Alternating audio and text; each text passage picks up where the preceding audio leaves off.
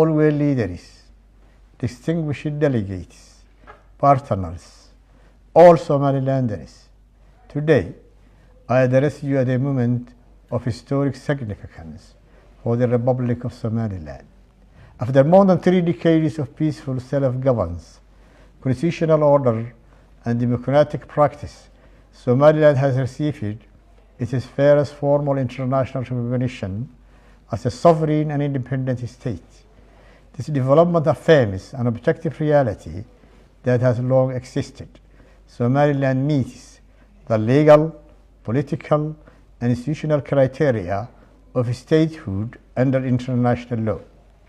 I express my wholehearted appreciation to the State of Israel for its brave decision, which reflects both historical continuity and confidence in Somaliland's demonstrated commitment to peace, stability, and responsible governance.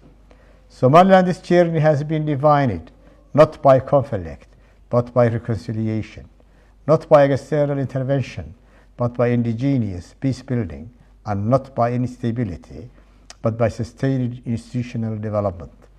Our people rebuild their state through dialogue, constitutional process, and rule of law. We give assurance that Somaliland's recognition is not directed against any state, nor does it impose a threat to regional peace.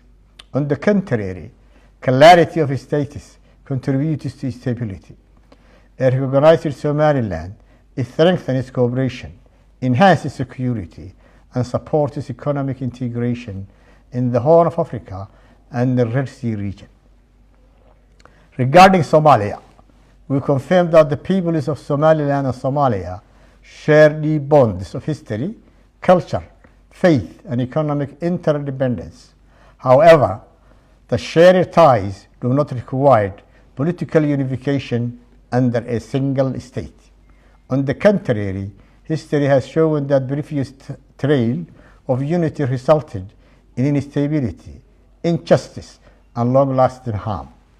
Somaliland has voluntarily joined the Somali Republic with its counterpart Somalia, but those arrangements failed, and the name of Somali Republic is not anymore in the recent constitutions of neither Somaliland nor Somalia. The lesson of that experience is clear. The pursuit of a unity that no longer exists risks prolonging division rather than healing it. So our people in Somaliland chose a different path, which is grounded in peace, self-determination, and responsibility. The Republic of Somaliland therefore believes that the most constructive path forward lies in accepting political realities, avoiding zero-sum narratives, and focusing instead on healing past wounds and advancing shared interests. As a sovereign neighbors, Somaliland and Somalia can operate more effectively in peace, trade, security, and regional development. To our regional partners, neighboring countries, and international community, we firmly assure you the recognition of Somaliland is not a threat, not an act of hostility, and not a source of regional tension. Somaliland has been and will continue to be a responsible and a constructive actor committed to peace, cooperation, and shared development. To our partners in the Arab and Muslim world, we wish to state clearly that Somaliland is a Muslim nation, deeply rooted in Islamic values of moderation, justice, and coexistence. Our foreign policy is guided by balance, respect, and adherence to international norms. Somaliland's recognition does not represent alignment against an Islamic nation or community. Somaliland remains committed to peaceful coexistence, constructive diplomacy, and mutually respectful relations with all neighboring countries and UN members in accordance with the principles of sovereignty, territorial integrity, and international law.